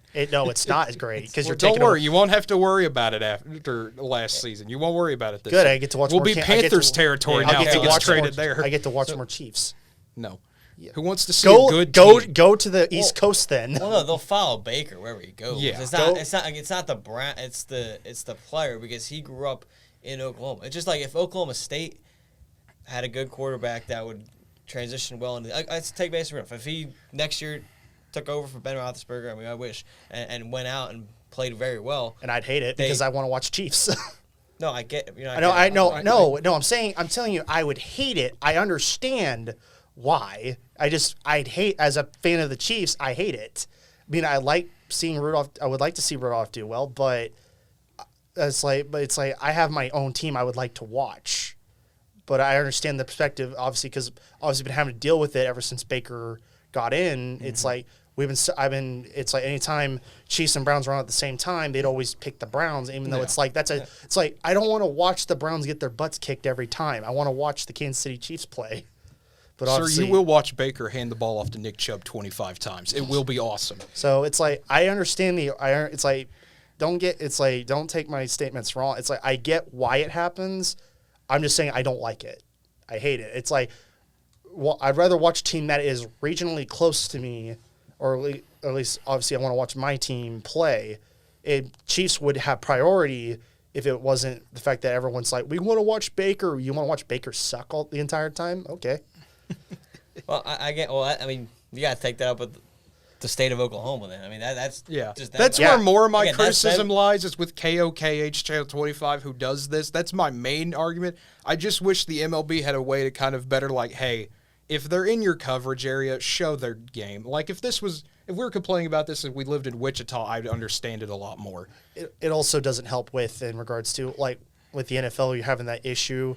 Obviously, cable's a different story, but it's one of those things where it's like, I would at least like to be able to have my option to be able to flip to a different channel that could air the game. Like, for instance, like ESPN used to do this with college football, where the main game would be on ABC and the other game would be on ESPN too. Like if they aired it on like FS1 was in like, okay, you don't get St. Louis on Fox, but if you have FS1, you can pick it up, or FS2 even. I would be okay with that. Yeah, they have to FS2 just because of how big of whatever they show on FS1 on Saturday, boxing or whatever it is. I've never gotten into that. Which is like, I would understand that and be fine with it. You know, I would accept that. You know, I have FS2 so I could do that. I understand a lot of people don't. It would drive people crazy. But that's better than, oh, sorry, you just don't get the game because you don't have Bali, or Bali isn't in your coverage area. Guess you got to go find a pirate stream or find it on the radio somewhere. But again, that's where MLB needs to fix. There wouldn't be this issue if they didn't have such strict blackout restrictions. I agree.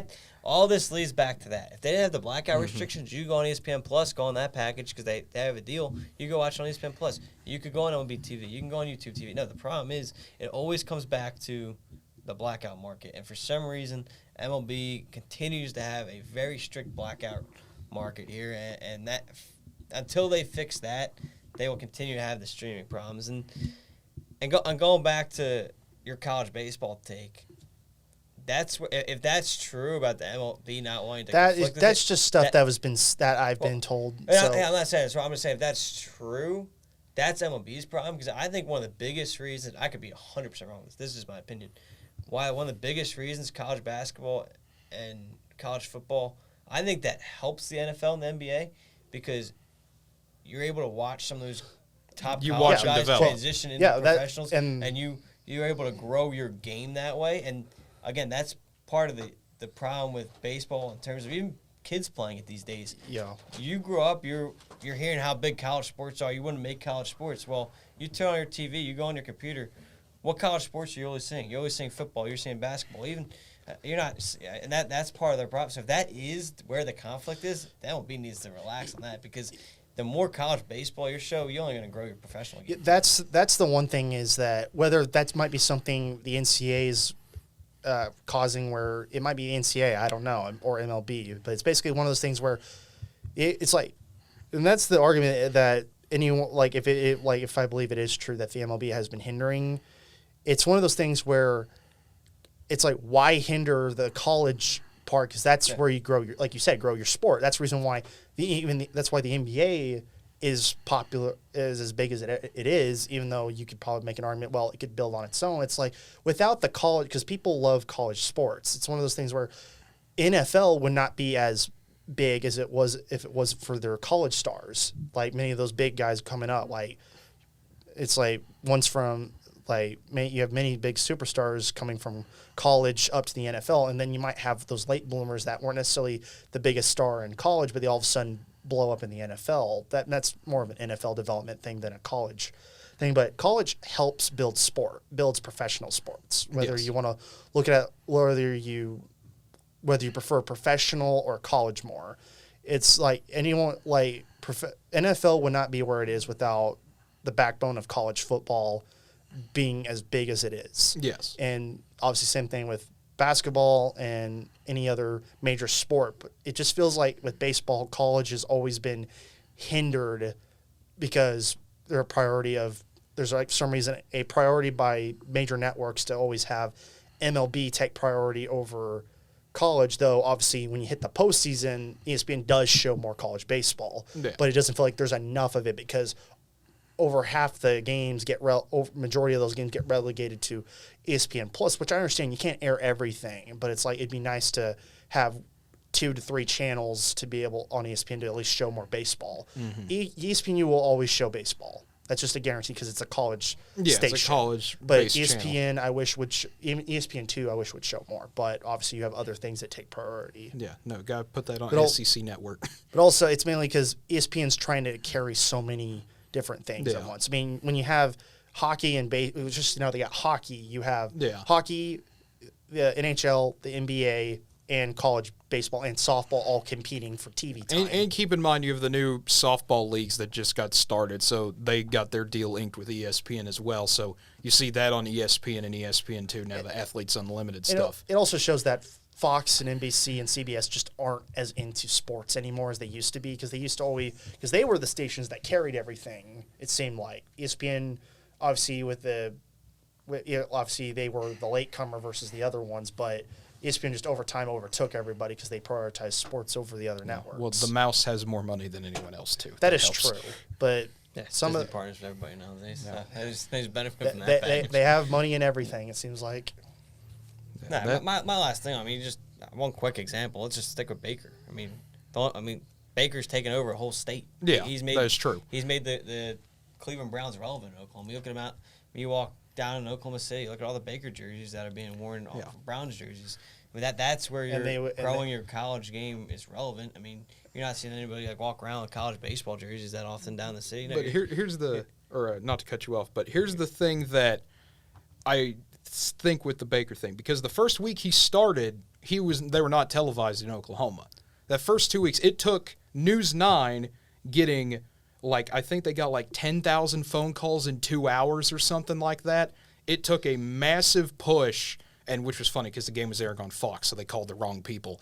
But they got blown up with phone calls of why is Baker not on my TV? Well, first of all, we don't have the game. Go direct your attention to Fox.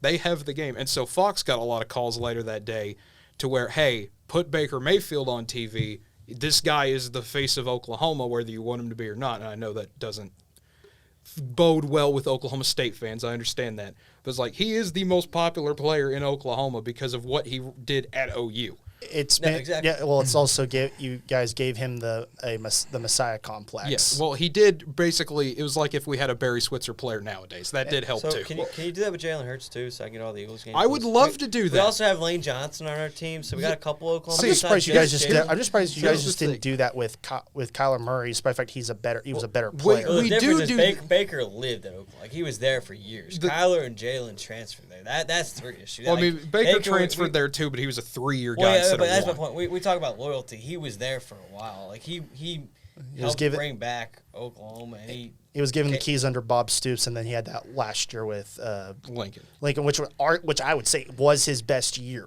Yeah. Which I understand. Like I get it why OU fans love him. Yes. But it's one of those things where it's like, I'm sorry, but a single player should not take priority over allegiances to teams. It's like, for me, it's like there's more. Obviously, with Kansas City doing well, you have Oklahoma. It's like those that are loyal to a team or picking either Kansas City, Dallas, or any of these other teams. It's like we would like to at least be able to watch the games we would like to watch. But the fact that the reason why anyone's even watching the Browns in Oklahoma is because of one player is what drives me up the wall. Well, see, here's the thing. It's like it's bringing viewership. I understand, but it drives me crazy because it's like, where were these fans? It's like it's like an argument I had with you where it's like when there's no allegiance to teams, it's when I consider a sport dead or not really something I want to watch. That's what you're gonna get when you don't have a professional team in the state. Yeah. So that's my point. Is well, even when you do have a professional, because this started happening with Joe Burrow last year, you start seeing Louisiana, Baton Rouge, New Orleans, Shreveport markets start airing a lot more Bengals games. Now, if the Bengals went head-to-head with the Saints still took priority, but people got mad by that. They're like, we want to see Joe Burrow play. What the heck are you guys doing? It's like, okay, do you not want to watch the Saints? It's like, I don't know. He is our guy.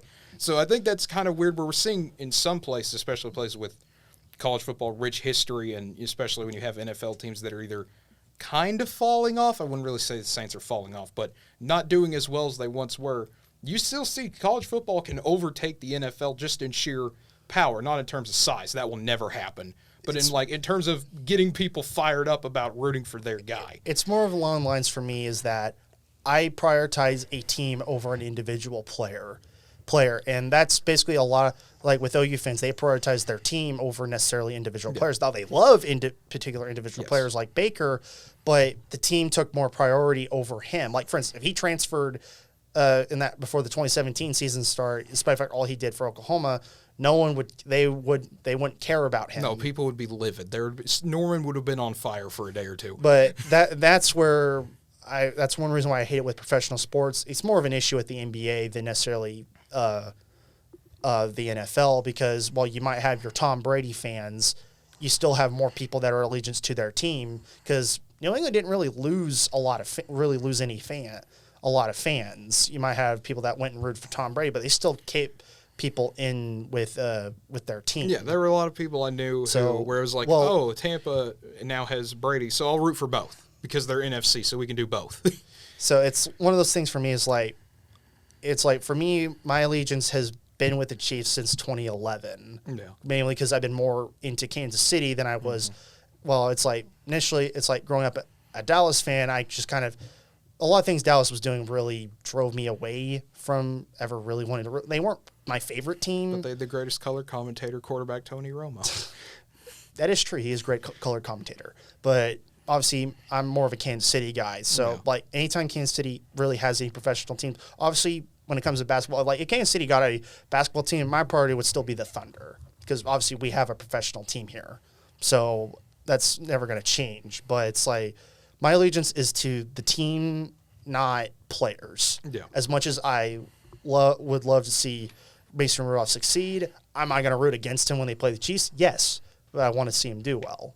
That's just how my thing is, and it drives me up the wall when people only root for teams because of a particular individual. See, 99.9% of the time, I agree with you. Like with the Mavs, I will always root for the Mavs. Even if Luka was to go to the Lakers tomorrow, I would be extremely mad about that, and I would say things that I shouldn't. But I would still root for the Mavs. The difference to me is when you don't have a team that you've been loyal to. And I think Oklahoma's a bit different in that it used to be that way with basketball. You had a lot of people who was just kind of pick a team and they'd follow a player. It was like, oh, okay, cool, we have whoever.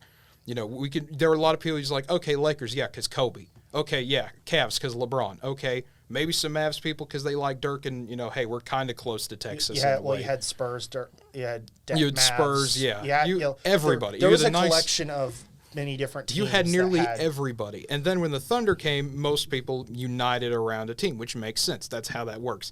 But football is different because we don't have a team to really rally around. I mean, you have the Cowboys, and a lot of people pick them because of proximity and winning, quote unquote winning. But we have to put that in quotes unless you were live, unless you're over the age of 27 and have seen them win a Super Bowl in your lifetime. But to me, it's like especially for this younger generation of fans who Oklahoma's a football heavy sport. Football is ingrained to you almost by being born in this state. That's just what happens. Even if you don't care about sports, you're going to hear about how football is. That's just a thing you're going to talk about at some point to pass the time. And because there's no real loyalty, I would say, to any team, it's just kind of, oh, okay, I like them, I guess I'll root for them.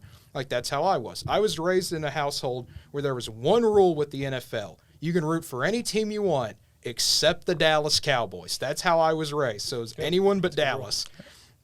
And so we just rooted for OU players. My dad, like I said, was a Patriots fan. Why? They had a lot of old Big 8 players when he first started watching football. They had a lot of guys from Nebraska, a lot of guys from Oklahoma, a lot of guys from Colorado, a lot of guys from Missouri that they would pick. So he grew up rooting for them. And then, having Tom Brady when he got older in life, that helps too when you have a constant winner. And so I was kind of like, okay, well, I guess I'll just root for whoever. So it was like, okay, Sam Bradford. Loved him in college. First I guess childhood hero, I guess you could say, on the football field for me was watching Sam Bradford destroy defenses. So I followed him when he went to St. Louis. Okay, we already root for the Cardinals and Blues in other sports. This works perfectly. And so I rooted for Bradford. Then when he went to Minnesota, I followed him there. When he went to Philadelphia, my dad and I would sit down if the Eagles were on TV, be like, okay, let's see, can Bradford will Philly to a playoff spot? No. Well, let's see if this can. Oh, dang it, he threw 3 incompletions in a row. Well, good luck. Dallas that one game. Yeah, except that one game he crushed Dallas. We all thought it was hilarious because we didn't like the Cowboys and Bradford did well. So we always followed people around. Okay, Adrian Peterson's doing well. We're going to see how he's doing. And then when Baker came, it was such a kind of different player because you've had players that rile up fan base and so on, but he had that it factor where he was going to beat you and he was going to tell you how he was going to beat you and that we were so great at this that we're just going to roll over and we're going to win, which is how Oklahoma used to be in the 70s and 80s. It made everyone mad except OU fans. They loved it. And so seeing that kind of player with any team having that form of success, it's going to drive everyone else crazy. Yeah, when you have a fan base that's cocky about how they're going to beat you and we're going to do this, this, and this, and then they do it, it's going to drive people insane. Which, of course, when the opposite happens and they lose, it's very funny to look at them and be like, lol, you lost. That's just how that works. But when all that happened and Baker went to the NFL, a lot of people I knew who kind of felt disenfranchised by the Cowboys, they weren't really doing anything anymore. The Chiefs were too far away because Oklahoma City to Kansas City is like, okay, that's a bit of a reach there because they're nearly Missouri. How is that a bit of a reach whenever they're in Cleveland's in Ohio? Because they didn't have anybody we related to. They didn't have any OU guys that we really thought. Now they had the Belldozer, which was cool. And they also got him. They also had Williams. Yeah, they also had Williams, but it was just like he was in a big time play. He was good, obviously, but he wasn't like a face of a team type of player. Belldozer was a fun gimmick quarterback that was hilarious because we'd put him in and we'd put the tight end basically in a quarterback. But Baker kind of changed that, and even when I went to the spring game this year, I talked to people, we don't care about the NFL at all. We're just here to watch Baker Mayfield play because that man will will anyone to victory because of how passionate he is. Don't laugh. This is what this guy was like 75 years old. I felt so bad for him. He lives in like Altus or something. I'll still laugh at him. But it was like he willed this team to victory. He helped the Browns get to the playoffs. That's like, that's drawing blood from a stone, basically. Me looking at Chubb and the guys that around him but I mean, people understand that, but it was like he was a part of that, and Cleveland hadn't had a quarterback like that. That's true. And so he really, brought that energy, brought Oklahoma to them. And there were a lot of OU fans on social media that supported him, of course, and there was this like kind of nice alliance between the Cleveland and Oklahoma people. And then you had all this go down, and it was, okay, time to make fun of Cleveland, I guess. Go have fun going back to the basement then, because Deshaun Watson, whatever happens with him. So you're going to see wherever Baker gets traded, I wouldn't be surprised if you see a large contingency of OU fans continue that tradition. Like, when I went to the spring game this year, I saw hundreds of people wearing orange because they were wearing Baker Mayfield. I've never seen that much orange at an OU game before. Well, yeah, and my final point, that's my point. Yeah, I know. I'm not really digressing from you here. The TV thing is always going to follow what the state wants. The state wants Baker Mayfield and the OU and the OSU guys, and that's why this is. Yes. So, but to me, it's a little bit different, I feel like, because the Cardinals have ingrained themselves in Oklahoma for a long time. Like, if Kansas City, if they came out and started broadcasting, like, directly in Oklahoma, they had a radio network set up across the entire state and not just Tulsa. If it was Oklahoma City all the way down to, Lawton and Enid and even Guyman, that would be a lot different. You'd probably see a lot more pro-Kansas City sentiment because that's what Dallas did. They broadcasted all the way up to Oklahoma City, so they still get priority, which, and the whole America's team thing helps too. So I think to me, there is a difference, but I understand to other people there isn't. I guess is the main thing. I guess we'll just agree to disagree on this. Yeah, that's the best way to put it. And also maybe I'm just very old school in my mindset in regards to allegiances. Well, like I said, I agree with you most of the time. I just feel like this is one of those weird exceptions to the rule. Well, it's mainly because you didn't really have a team growing up. Yeah. That mainly is a reason. That's where, okay, I can understand that sentiment. That doesn't mean I agree with it. Yeah, that's basically where I'm at. Like, I understand they're going to go where the state thinks priority should go to. I understand that. That doesn't mean I have to like it. Yeah, like take my family for an instance. I have an uncle that's a Steelers fan, and then a cousin that's a Ravens fan, and then me who was rooting for the Browns.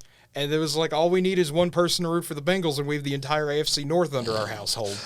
And you need someone from Louisiana for that. Yeah, I was like, well, we don't have anyone from there, so it was just like It was funny to me in that's just how Oklahoma is. There was no real, and, I've talked to people, and they change teams like the wind. It was like, oh, yeah, I like the Raiders. Now I like the Steelers.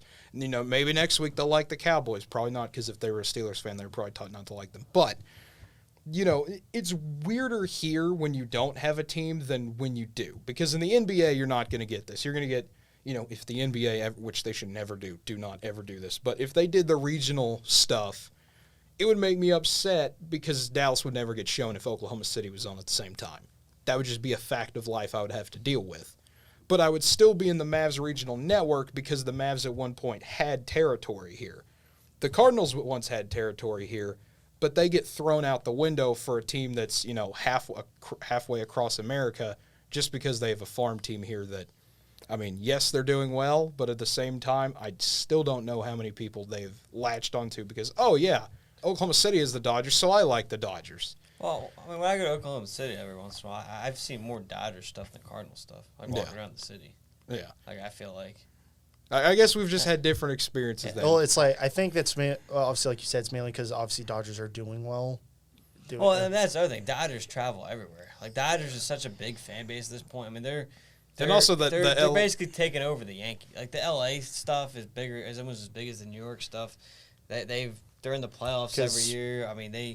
They have arguably a top 5 player. They got probably the best. Again, they follow the players when they don't have a specific team.